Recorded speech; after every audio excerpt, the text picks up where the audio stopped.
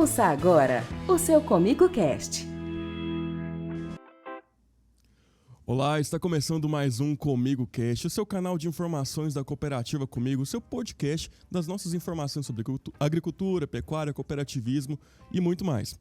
Obrigado pela sua companhia, obrigado pela sua audiência. E no episódio de hoje nós estamos com o engenheiro agrônomo da Cooperativa Comigo, da Agricultura de Precisão, o Matheus Rodrigues. Tudo bem, Matheus? Tudo bom, Pedro? É um prazer estar aqui nesse estúdio para contar um pouco do nosso trabalho aqui que estamos desenvolvendo dentro da cooperativa. E eu espero que seja de grande aproveito para quem está nos ouvindo agora. Obrigado, Matheus. Com certeza vai ser. Eu queria que você começasse contando um pouquinho sobre a sua trajetória, né, Matheus? Você está fazendo um mestrado em Ciências Agrárias e você está comigo há relativamente pouco tempo, né? Como é que está sendo isso daí? Bom, Pedro, eu formei lá no IF Goiano Campus Iporá, né? Tive uma breve passagem na qual eu fiz meu estágio fora do Brasil, nos Estados Unidos. E ao retornar para o Brasil, então, eu iniciei o meu mestrado em Ciências Agrárias e Agronomia aqui no IF Goiano Campus Rio Verde. E estamos aí para finalizar, então, esse mestrado em Ciências Agrárias e Agronomia, focado tanto em parte de fertilidade do solo, como também em manejo de gramíneas forrageiras. E aí você já está na agricultura de precisão há quanto tempo aqui, Matheus? Então, eu estou aqui na Comigo, vai completar agora um ano, né? É pouco tempo, mas já estamos desenvolvendo um trabalho muito grande dentro da cooperativa. Falando nisso, vamos já começar o nosso assunto principal aqui. Eu já queria começar com um ponto que toda vez que se fala de agricultura de precisão é o que está na mente de muitas pessoas. A agricultura de precisão é para quem tem dinheiro. Na verdade, não é bem assim, né? Não é bem assim não, Pedro. A agricultura de precisão está acessível para todos os cooperados, né? Desde o pequeno produtor, do médio ao grande produtor, né? Porque o que a agricultura de precisão agrega, né, se a gente for colocar em termos de custo, comparando dentro de uma cadeia produtiva da soja, do milho, é um custo muito pequeno pelo tanto de valor que o trabalho agrega para o produtor, né? Então, assim, a agricultura de precisão está acessível para o pequeno, para o médio, para o grande produtor. Porque acaba que o que ele for investir, ele vai ter de retorno depois, um retorno até maior, né? Isso, até maior. Então, o objetivo do trabalho é da gente estar administrando com maior eficiência a adubação da propriedade e ter, então, a possibilidade de ter um incremento de produtividade para o produtor. Falando nisso, Matheus, o primeiro ponto que vocês começam a trabalhar na agricultura de precisão é ali a análise de solo, né? Isso, porque assim como um médico, chega um paciente doente lá no laboratório, o médico pede todos os exames de sangue, de urina, para ver como que está o paciente. Na agricultura de precisão, o nosso passo inicial é saber como é que está a saúde do solo. Então, todo posicionamento, toda tomada de decisão se dá por meio de uma coleta de informações bem feita, né? Então, essa coleta de informações se dá pela análise de solo bem feita. Mas por que é importante, tão importante analisar o solo? Porque, assim, o solo, ele é um organismo vivo, né? Então, nós temos várias mudanças de micro-organismos, várias regiões que têm uma temperatura diferente, nós temos uma matéria orgânica diferente, né? Então, os nossos solos são completamente heterogêneos. Então, a gente precisa ter uma noção de como que está o estado nutricional desse solo, porque a partir desse momento, desse start inicial, a gente consegue ter uma tomada de decisões mais eficiente. O tom quanto de fósforo, tom quanto de potássio, vai ser necessário fazer calagem, vai ser necessário colocar um gesso agrícola.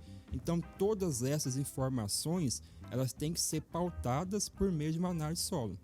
Através dele, então, que vocês decidem os níveis, as quantidades de cada um desses materiais a serem colocados. Isso mesmo. E além dessa análise do solo, quais são os outros aspectos, ou dentro dessa análise também, que vocês analisam antes de fazer e quais são as recomendações que vocês fazem para plantio da agricultura de precisão? Então a gente pode definir essa pergunta em duas fases, né?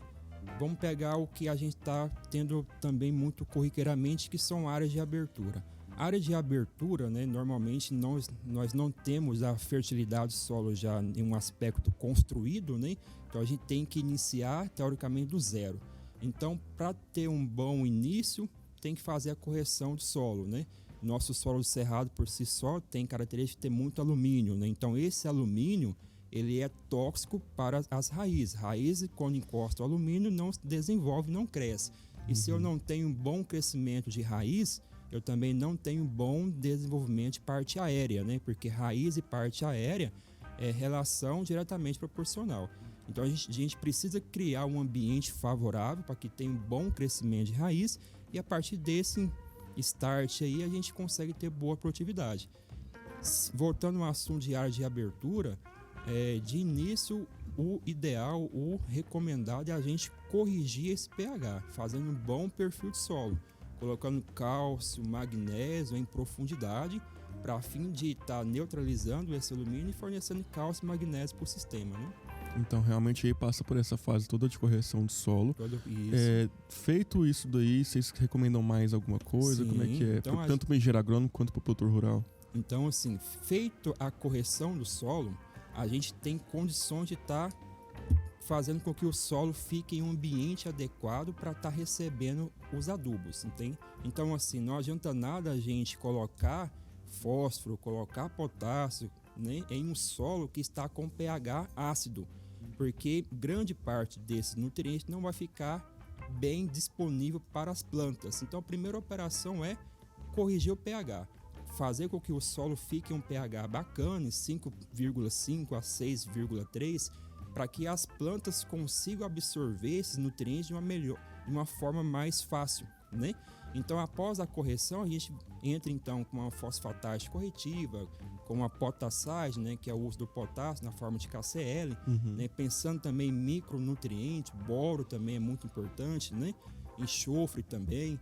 Então, a gente faz todo o manejo da adubação pautado do que a planta realmente vai precisar né? para poder estar completando o seu ciclo de desenvolvimento, né?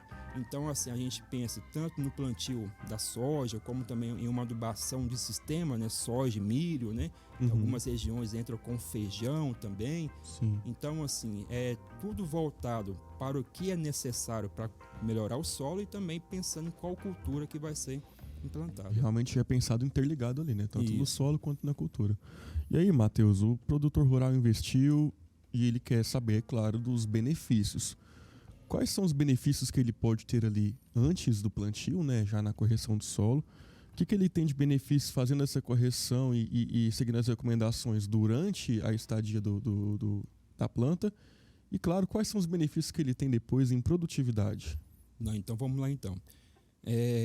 O benefício que o produtor vai ter é de realmente ter uma melhor alocação dos fertilizantes. Porque se a gente comparar a agricultura de precisão, né, que a gente usa do advento de tecnologias na distribuição dos insumos por meio de taxa variável, daquela agricultura na qual é feita taxa fixa, né? Então, partindo do momento do start que a gente considera que os nossos solos são heterogêneos, então a distribuição dos insumos ela também é feita de forma a ser variável, né? Ele fica sendo melhor aproveitado, né? Economiza também no final das contas. Isso, então se a gente for considerar uma área, então eu vou ter parte dessa área na qual eu vou estar colocando uma quantidade a mais de fósforo. E eu vou ter parte dessa área que eu posso estar reduzindo a quantidade porque o solo já possui aquela parte lá, já possui uma quantidade que já está com um nível um pouco mais elevado. Então, assim, no primeiro momento, quando o cara vai fazer agricultura de precisão, a gente tem aquela concepção de estar realocando de forma mais eficiente os fertilizantes com o objetivo de tornar a área mais homogênea, né? Tirar aquelas manchas que na produtividade diminui a média, então igualar mais a área. Então, assim, do advento da agricultura de precisão, o cooperado tem essa vantagem de estar tornando a sua área mais homogênea, né? Tirando aquelas manchas que está diminuindo a média de produtividade. E aí durante? Aí durante todo o desenvolvimento do trabalho, a gente já tem uma fertilidade mais construída, né? Então a gente deixa de trabalhar com o que seria algo corretivo e passa a trabalhar com o que seria algo de manutenção, né? Então, assim, áreas que já têm agricultura de precisão bem consolidada, os níveis de fertilidade já estão bem construídos, né? Então a gente passa a trabalhar a partir do momento que a gente leva em consideração o que foi exportado, né? Aí a gente já entra em dois conceitos bem importantes. Durante o desenvolvimento da planta, tem aquela fase que a planta extrai os nutrientes do solo e tem aquela fase que as plantas exportam o nutriente do solo, né? O exporta é quando vai embora com o caminhão, né? Os grãos vai embora com o caminhão. Então a gente passa a trabalhar com o que seria exportado, com o que saiu do sistema. É o que o pessoal chama de adubação de manutenção, né? Então a gente sai de um patamar de adubação corretiva, fertilidade está construída, vamos trabalhar agora com o que seria manutenção. Pois é, Matheus. E durante, que eu falo assim, a estadia da planta lá no solo, também tem benefícios no manejo, de questões que ele pode às vezes evitar fazer já por ter feito a correção do solo com a AP? Sim, vamos lá. Vamos pensar em questão de micronutriente, né? Vamos pensar na questão do boro. O boro é um micronutriente que no solo ele é um pouco mais móvel, né? Pelo fato dele não ter carga, ter uma carga neutra, no solo ele tende a se perder mais por lixiviação. E muitos dos cooperados não utilizam um adubo de micronutrientes fora do que seria o formulado, né? Então, às vezes, para o cooperado ganhar mais agilidade no plantio, ele pega um formulado que tem micro nele, né? Então já ganha uma operação. Só que às vezes tem que fazer muita complementação via foliar para estar atendendo aquela exigência da planta, por exemplo, com micronutriente. Quando a gente já faz o trabalho, coloca lá um borogram, né? Que tem 10% de boro, um adubo granulado, a gente já consegue posicionar mais próximo do plantio e teoricamente vai estar suprindo aquele solo, né, com o boro, né? Então assim, a gente já tem uma vantagem ao longo do desenvolvimento da planta, porque o solo nós já colocamos uma fonte de boro, né? E a gente pode pensar em colocar ou diminuir a concentração de boro nos adubos via foliar. Certo. Você até que chegou a citar um pouco já sobre isso, que é a continuidade da agricultura de precisão. Então não basta fazer somente no primeiro ano e dali para frente ficar tempos e tempos sem fazer. Existe aí uma manutenção. Isso. Qual que é o indicado de se fazer essa análise? Existe um acompanhamento, né? Todo ano nós temos safra, todo ano ocorre exportação. Então o certo do trabalho, a gente está pensando em trabalhar, analisar, fazer esse acompanhamento todo ano, né? Às vezes o que a gente pode estar fazendo assim para tentar reduzir um pouco dos custos, ao invés de trabalhar com um grid menor, né, pensar em fazer esse acompanhamento com um grid um pouco maior, né? Mas todo ano é importante ter esse acompanhamento, porque todo ano a gente produz e a planta exporta os nutrientes. Inclusive, até é importante a gente falar que não basta somente ser feita a análise, né? A recomendação tem que ser seguida para poder dar certo. Isso.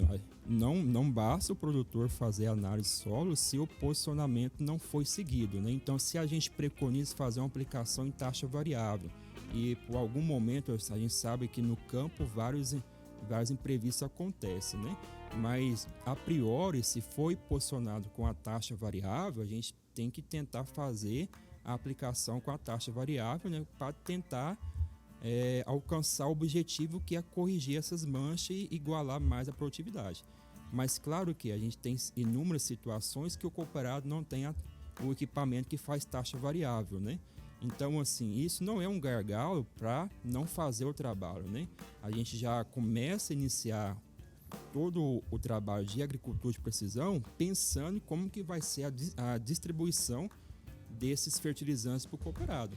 Então, se nós temos lá um talhão, pensando que vai ser com equipamento taxa fixa, a gente tenta dividir esses talhões em áreas menores, né, para que a gente consiga utilizar o que realmente o cooperado tem na sua propriedade. Então, aqui para os nossos cooperados, é tudo pensado para dar certo. Isso, mesmo, tudo né? pensado para dar certo. A gente pensa desde da logística da fazenda, de como que está, como o tão quanto de capital a fazenda tem disponível para estar investindo, né? Nos maquinários, até mesmo na própria operação com o funcionário, né? Com esse apoio da cooperativa aí sempre que precisa. Isso. Matheus, e hoje a gente sabe que fertilizante tem sido uma dificuldade aí, tanto em questão de preço quanto de oferta. Quais são os principais desafios que você vê para a agricultura de precisão, tanto aqui na região quanto no mercado? Olha, tem dois principais desafios, que nós estamos passando agora, né? Essa grande oferta essa não é grande oferta não, esse aumento dos preços dos produtos, né, se torna um pouco mais difícil a gente estar trabalhando com agricultura de precisão. Por exemplo, a gente preconiza a aplicação de fertilizantes isolados, né, um super simples, um KCL, um MAP, de modo que eu consiga estar direcionando esses produtos para tentar corrigir essas manchas. No momento, no cenário atual, né, essas fontes mais isoladas, super simples, KCL, né? O KCL nós temos disponível, mas está com um preço um pouco mais elevado. E super simples não temos no momento, né? Então isso torna um pouco mais difícil o trabalho. Mas assim... Só que por outro lado também, já que é feito a aplicação variável, tem melhor aproveitamento, acaba que o investimento vale, né? Isso, acaba que o investimento vale. Porque ao invés de fazer tudo uma taxa fixa, a gente aloca onde realmente precisa, né? E um outro grande gargalo que a gente observa é realmente o operacional, né? Nós, como lidamos com agricultura de precisão, é algo voltado muito para a tecnologia, né? E no campo, é muito comum a gente estar encontrando profissionais que às vezes não dominam um GPS, não dominam uma máquina, né? Então esse seria um grande gargalo também em termos de mão de obra, né? Para estar fazendo as operações a campo. Na sua experiência, o que você já viu de agricultura de precisão ter feito a diferença em áreas aqui da região? Nossa, muita diferença mesmo. Em termos assim, da gente estar reduzindo um pouco da quantidade de insumos, já é uma diferença muito grande, né? Se a gente pensar aí um KCL que está nesse momento aqui quase R$8.000. Se a gente conseguir, né, colocar onde realmente precisa e tirar o pé daquelas áreas que não precisa tanto, nós estamos economizando, né? É uma vantagem para o cooperado que faz agricultura de precisão, né? Então nós temos aí inúmeros relatos que antes de começar o trabalho tinha uma produtividade baixa e com o advento do trabalho conseguiu ter um incremento de 10, 15 sacos por hectare, né? Então já é um incremento muito grande, né? Com o advento do trabalho, então, da agricultura de precisão. Então, realmente é um negócio aí que vale a pena, né? Um investimento que vale demais. A gente costuma brincar que o futuro da agricultura, né, é por meio de um manejo mais tecnológico, né? A gente passa a sair daqueles primórdios de taxa fixa, aquela coisa mais, vamos dizer assim, mais mecânico, né? sem tanta tecnologia. E o futuro da agricultura, então, passa a ser esse manejo mais eficiente. Vai ter um incremento maior de produtividade. Até porque é preciso intensificar áreas agora, né, Matheus? Não é mais sair por aí procurando qualquer área disponível, porque não está tão fácil assim, né? Não está tão fácil, né? E quando a gente pega uma área também de abertura, os custos também são muito altos, né? Matheus, então a gente vai encerrando aqui o nosso Comigo Cast. Foi muito bom ter você por aqui com a gente. Um papo bem produtivo. E eu queria que você desse mais alguma recomendação final, alguma consideração para quem está ouvindo a gente. Não, beleza então, Pedro. Eu costumo falar em todos os nossos dias de campo que para poder produzir, a agricultura hoje ela não é para amadores, né? Nós temos aí risco climático, né? Dá um veranico, falta de chuva, nós temos também aumento dos preços dos insumos. Então, agricultura e pecuária não é para amadores. Então, a gente precisa, então, pegar em 3 alicerces muito importantes. Primeiro, procurar bons profissionais. Segundo, respaldar em conhecimento técnico, né? Então, bons profissionais, conhecimento técnico, comigo, graças a Deus, ela possui e está à disposição dos cooperados, né? E o terceiro e outro fator que é água, né? Se a gente tem água no sistema, a gente consegue produzir bem. Beleza? Muito obrigado, Matheus. Agradecemos a sua presença e esperamos que você volte mais vezes aqui no estúdio para conversar com a gente, viu? Será um prazer. Pessoal, esse foi mais um Comigo Cast. Esse podcast é uma produção da Assessoria de Comunicação da Comigo, sob a coordenação do Euler Freitas. Esse episódio foi dirigido pelo colega Samir Machado, com o apoio do nosso também colega, o Ellerson Martins. Você pode conferir todos os nossos episódios em comigo.cop.br/comigocast ou nas principais plataformas de streaming. Não esqueça também de seguir a gente nas redes sociais para saber de todas as novidades. Eu te vejo no próximo episódio. Até lá. Tchau! Termina aqui o seu Comigo Cast. Baixe outros programas no nosso site www.comigo.com.br. Até nosso próximo programa.